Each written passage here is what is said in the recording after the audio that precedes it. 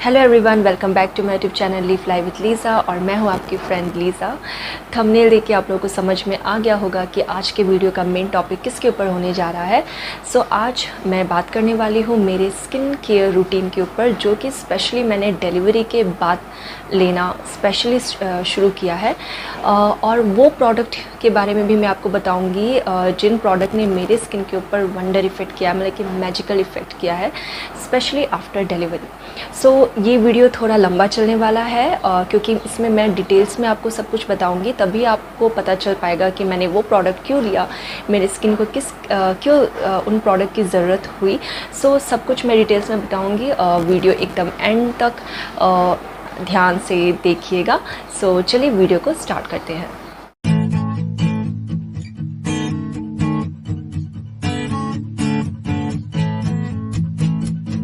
सो सबसे पहले प्रोडक्ट के बारे में, प्रोडक्ट को मैं बाद में बताऊंगी कि मैंने कौन से प्रोडक्ट खरीदे या मैं यूज़ कर रही हूँ अभी। उससे पहले मैं बताती हूँ मेरे स्किन के बारे में। वो जानना सबसे ज़्यादा ज़रूरी है। प्रोडक्ट मैटर नहीं करता, मैटर करता है कि आपका स्किन कैसा है। सो मेरा स्किन ड्राई स्किन है, चाहे समर हो या विंटर हो, मेरा स्किन बहुत ज़्यादा ड्राई रहता है। ड्राई पैचेस कभी कभी कहीं पे आ जाते हैं। सो मेरा स्किन का टेक्सचर है ड्राई और पिंपल्स वगैरह का कोई इशू नहीं है। पिंपल्स नहीं है मेरे स्किन में। हाँ, कभी कभी वाइट हेड्स या ब्लैक हेड्स मुझे दिख जाते हैं मेरे स्किन पे, तो पिंपल्स का इशू नहीं है, बस इशू है मेरे ड्राइनेस का। सो ऐसा होता है कि गर्मियों के मौसम में मुझे मॉइस्चराइज़र की ज़रूरत तो होती है। ठंडे के दिनों में मुझे मॉइस्चराइज़र के साथ साथ कोई ऑयल या ऑलिव ऑयल या कोकोनट ऑयल, ये सब कुछ मिक्स करके मुझे लगाना पड़ता है। तो आप लोग आइडिया कर सकते हो कि मेरा स्किन कितना ड्राई है। सो नेक्स्ट बढ़ते हैं मेरी प्रॉब्लम। मैं एक न्यू मदर हूँ और आई थिंक जो भी न्यू मदर है ना, वो लोग रिलेट कर सकते हैं कि जब आप लोग नए नए माँ बनते हैं तो उसके बाद क्या होता है कि लाइफ में सब कुछ चेंज हो जाता है। एक तो टाइम टेबल चेंज हो जाता है, खाने पीने का टाइम चेंज हो जाता है, काम करने का टाइम, सोने का टाइम, हर चीज़ का टाइम एकदम चेंज होता है। मतलब कि टाइम में पूरा उथल पुथल हो जाता है, राइट। सो इसके कारण क्या होता है कि हम लोग जो नॉर्मल स्किन केयर करते हैं वो भी पॉसिबल नहीं हो पाता। सो मेरे लिए अराउंड 3-4 मंथ स्किन केयर करना बिल्कुल पॉसिबल नहीं हो पा रहा था, क्योंकि मुझे सिचुएशन के साथ एडजस्ट करने में टाइम लग रहा था। एक तो मैं न्यू मदर हूँ, तो मुझे बेबी को समझने में, बेबी को हैंडल करने में, ये सब में इतना टाइम मुझे लग रहा था। और ऊपर से खुद का तो हेल्थ इश्यूज़ होता ही है। सो उसमें भी खुद को एडजस्ट करना, ये सब मेरी बॉडी रिकवर होना, तो ये सब में मुझे टाइम लगा। और इसके चलते क्या हुआ कि अपनी स्किन का केयर करना मैंने छोड़ दिया। लाइक नॉर्मली मैं मॉइस्चराइज़र यूज़ कर लेती थी, जो भी मुझे करना था, मगर उससे ज़्यादा मैं कुछ नहीं कर पाती थी। सो ये एक प्रॉब्लम था। तो जिसके बाद क्या हो गया, जो मेरा स्किन था ना आफ्टर डिलीवरी, वो इतना ख़राब हो गया, ऐसा रूखा सूखा हो गया। मतलब कि मैं जब अपने आप को आईना में देखती थी तो मुझे ऐसा फील होता था कि ये तो मैं हूँ ही नहीं। मेरी स्किन एकदम ड्राई हो गई थी। सबसे इम्पॉर्टेंट क्या हो गया था कि पिगमेंटेशंस आने लग गई थी। सो ड्राई स्किन की यही एक प्रॉब्लम होती है, पिगमेंटेशन, फाइन लाइन्स, रिंकल्स बहुत जल्दी पड़ जाते हैं। तो पिगमेंटेशन आ गया था, स्पॉट्स, डार्क स्पॉट्स दिखने लगे थे। शायद अगर और मैंने देर की होती तो शायद मुझे रिंकल की प्रॉब्लम भी आ जाती, फाइन लाइन्स भी मुझे दिख जाते, मगर अभी तक वो सब नहीं दिखा। सो बस मुझे पिगमेंटेशन और डार्क स्पॉट हो गया था। तो ये देख के मतलब कि मुझे एक अलार्म बजा कि नहीं, अब तो मुझे अपने स्किन का केयर करना होगा। सो 3-4 महीने के बाद ही मैं अपना स्किन का केयर शुरू कर पाई। बेसिकली डार्क सर्कल आप अभी भी देख सकते हैं, मैं आपको पास से दिखाती हूँ। मेरी जो स्किन है ना, ये जो अभी आप देख रहे हो, वो मेरी रियल स्किन है। मैंने किसी तरह का कोई मेकअप नहीं लगाया है, कंसीलर वगैरह कुछ नहीं है, ओनली लिप टिंट लगाया है और उसके अलावा कुछ नहीं है। थोड़ा सा काजल लगाया है, वो थोड़ा सा प्रेजेंटेबल दिखने के लिए। अदरवाइज़ ये मेरी ओरिजिनल स्किन है। और डार्क स्पॉट्स, पिगमेंटेशंस वगैरह बहुत आ गए थे। डार्क सर्कल्स की प्रॉब्लम थोड़ी है, उसका मैं कुछ नहीं कर सकती, क्योंकि बेबी जब होता है तो आई थिंक सब समझ सकते हैं कि मतलब कि नींद कंप्लीट नहीं हो पाती है। सो चाहे आप जितना भी अंडर आई क्रीम क्यों ना लगाओ, जो भी कुछ क्यों ना करो, जब तक आप अच्छी प्रॉपर नींद नहीं लोगे तब तक आपकी डार्क सर्कल्स की प्रॉब्लम बिल्कुल नहीं जाएगी। सो डार्क सर्कल्स के बारे में मैंने छोड़ दिया, उसके बारे में मैंने सोचना छोड़ दिया। तो मेन फोकस है कि मेरी स्किन को एटलीस्ट थोड़ा सा देखने लायक बनाया जाए, क्योंकि अगर आपकी स्किन ख़राब होती है ना, तो आप चाहे जितना भी मेकअप कर लो, अगर शादी वादी में गए हो, पार्टी वार्टी में जा रहे हो, मेकअप कर रहे हो, तो मेकअप भी सूट नहीं करता है। तो मेन है कि स्किन को एटलीस्ट थोड़ा सा ठीक करना ज़रूरी है। आपके स्किन का कलर जो भी हो, जैसा भी हो, बस उसको मेंटेन करना बहुत इंपॉर्टेंट है। स्किन कलर मैटर नहीं करता, स्किन का टाइप मतलब कि स्किन की केयर करना बहुत मैटर करता है। सो मैं मेकअप भी अगर लगा लेती हूँ ना, तो अच्छा नहीं दिखता था, क्योंकि ऑलरेडी इतने स्किन में इतने प्रॉब्लम्स है। कंसीलर जितना लगाया जाता है उतना ही स्किन देखने में एकदम आर्टिफिशियल लगता है कि ये तो मेकअप किया हुआ स्किन है, नेचुरल लुक उभर के नहीं आता है ना। सो इसीलिए मेरा डार्क सर्कल्स का प्रॉब्लम है। तभी मैंने सोचा कि मुझे अपनी स्किन का केयर करना चाहिए। तो मैंने अपनी स्किन की केयर किस तरह से की। सबसे पहले मैं यूज़ करती थी नॉर्मल मॉइस्चराइज़र क्रीम, जो कि था हिमालय में यूज़ करती थी, आइदर मैं निविया यूज़ करती थी, निविया मॉइस्चराइजिंग क्रीम या हिमालय मॉइस्चराइजिंग क्रीम। इसके अलावा मैं कुछ यूज़ नहीं करती थी। जो डेली टोनर वगैरह है वो सब मैं यूज़ करती थी। बट सबसे इम्पॉर्टेंट बात समझना ये है कि जब आप नियर टू 30 हो रहे हो, या 30 प्लस या 30 के हो चुके हो, तो आपके स्किन को और कुछ एक्स्ट्रा केयर की ज़रूरत हो जाती है। मैं फेशियल की बात नहीं कर रही हूँ, क्रीम जो नॉर्मल मॉइस्चराइज़र क्रीम होता है उससे थोड़ा अपग्रेडेड लेना ज़रूरी है। तो ये मेरे स्किन की नीड थी। नॉर्मल मॉइस्चराइज़र तो मैं कर रही थी, वो मेरा 3 महीने डिलीवरी के बाद चल रहा था, फिर भी मेरे स्किन में इतनी प्रॉब्लम्स मुझे दिख रही थी। तब मैंने समझ में आया कि मुझे अपने क्रीम में थोड़ा चेंजेस करना है, मेरे स्किन को और कुछ चाहिए। काफ़ी रिसर्च वगैरह की कि मेरे स्किन को किस चीज़ की ज़रूरत है। ऑब्वियसली जब आप नियर टू 30 हो जाते हो तो नॉर्मल मॉइस्चराइजिंग वगैरह ये सब काम नहीं देता। आपको या तो anti pigmentation cream, anti ageing ये सब लगाना थोड़ा ज़रूरी हो जाता है।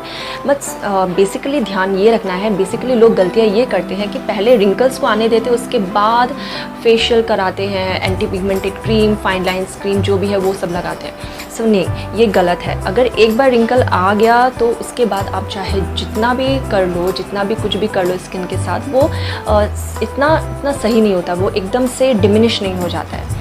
सबसे बेटर ये है कि आने से पहले ही प्रिकॉशन लेना ज़्यादा ज़रूरी है। अगर एक बार आ गया तो उसके बाद आप लाख कोशिश कर लो, वो बैठ ही जाता है। उसको हल्का कर सकते हो मगर वो एकदम से ख़त्म नहीं हो जाता।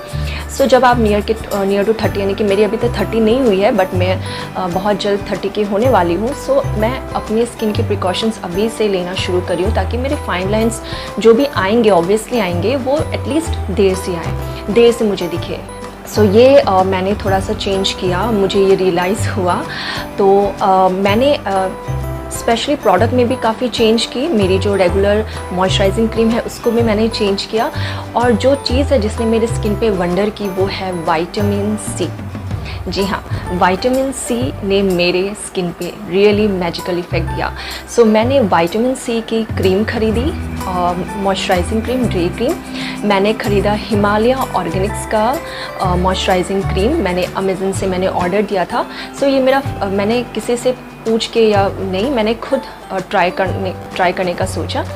तो ये क्रीम मुझे बहुत पसंद आया। एक तो इसमें विटामिन सी है, हाइलोरिक एसिड है, ये दोनों आपके स्किन में वंडर इफ़ेक्ट करती है। और साथ ही साथ मैंने सीरम यूज़ किया, वो है विटामिन सी सीरम।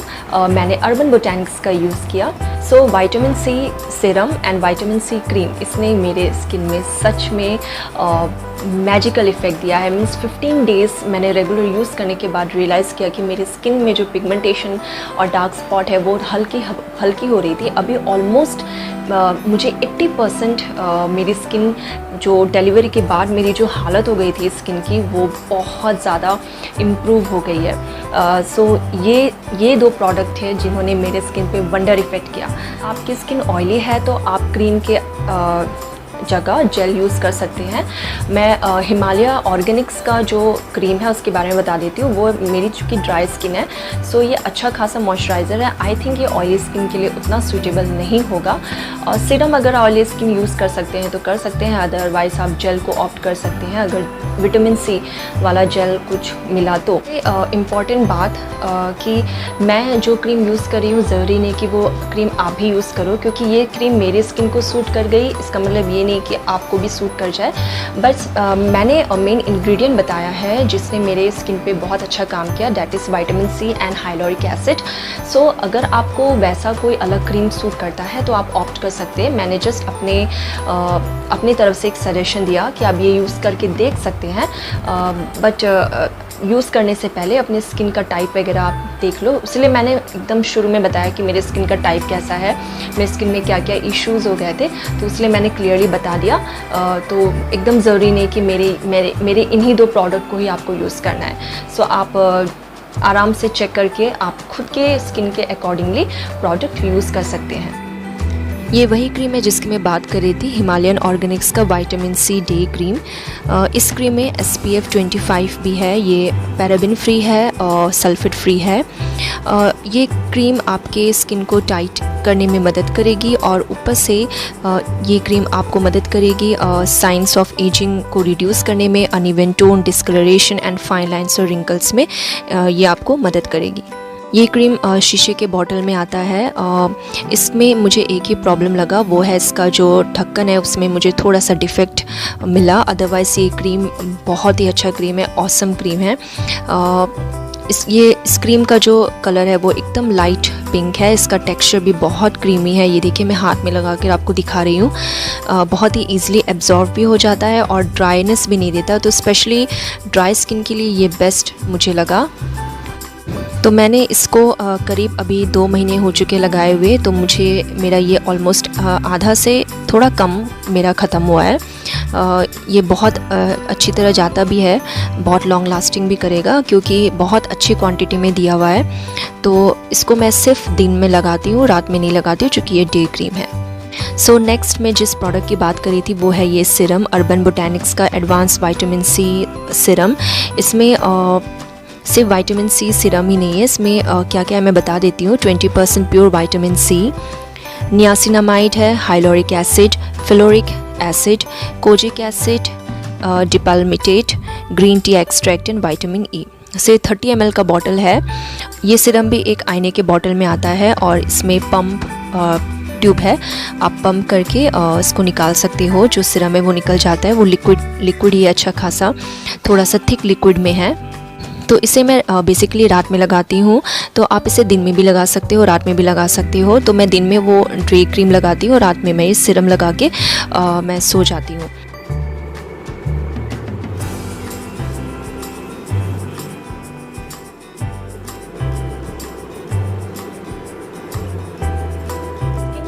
रूटीन में सबसे इम्पॉर्टेंट बात होता है कि अच्छा खाना खाना और अच्छी तरह से पानी पीना, ये बहुत इम्पॉर्टेंट है। डिलीवरी के बाद मेरा खाना पीना बहुत अच्छी तरह से चल रहा था, सो इसीलिए शायद एक्चुअली क्या होता है कि अगर अच्छा खाना खा रहे हो, काफ़ी मात्रा में पानी पी रहे हो और उसके ऊपर से अपना स्किन केयर, जो ऊपरी स्किन केयर है वो कर रहे हो, अगर वो तीनों चीज़ें अगर बैलेंस होती हैं तो हर चीज़ बहुत जल्दी काम करती है।